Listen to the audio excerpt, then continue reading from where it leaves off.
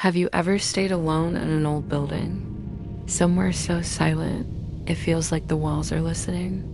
Where in the dead of night, the only sound you hear is the sound of footsteps. Slow, heavy, coming from behind you, you turn. No one. Then you hear a creak, a floorboard above you. Someone's walking on the floor above you.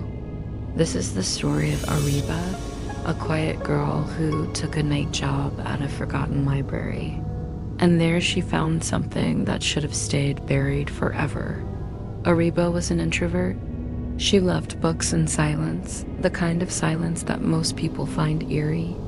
She spent most of her days with her nose in a book and her evenings in the hushed halls of the local library. So when she saw an ad online one day, wanted assistant to digitize old library records. Night shift, high pay, she thought it was perfect. She needed the money and it sounded easy enough. The catch, the library was in the oldest part of the city, almost abandoned. Locals whispered stories about it, but she ignored them. After all, how bad could it be? On her first night, everything seemed normal. She scanned some old books, recorded voice notes, made tea in the dusty little kitchen. It was then in kitchen when she first heard it, footsteps. Slow, heavy footsteps coming from behind her. She turned. No one. The second night, she heard them again. This time a shelf full of books shook and a small, dusty diary fell out. Its cover read, Meherenissa minus 1924. She opened the diary. Inside were scribbled pages, scared handwriting. The entries read, they locked me in here. I scream every night, but no one listens. Every night he comes. He takes me away. He makes me his. The last page wasn't written. It was soaked in what looked like dried blood.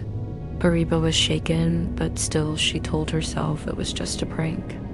That night, as she was closing up, she heard a woman screaming from inside the library. She checked the security cameras. The screens glitched and then a face appeared. Pale, blood around the mouth, lifeless eyes. Set me free, she moaned.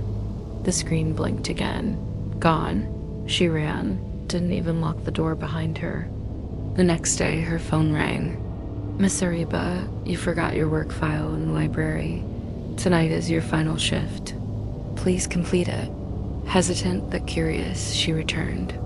The diary was gone. As she looked around, she noticed something strange. One shelf had a crack behind it, like it had been moved before. She pushed and a hidden door creaked open. Behind it, a narrow room, cold, silent, like a tomb. In the center, a chair, and on that chair, a skeleton, its wrists tied. In its hands, the same diary. Suddenly, the door slammed shut behind her. On the wall, written in something dark, whoever touches the diary must take her place. Today, if you walk past that old library at 3 a.m., you might still hear footsteps. Or the sound of a girl screaming for help. That's Ariba. She only wanted a part-time job.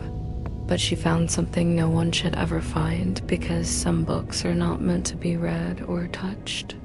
Only feared.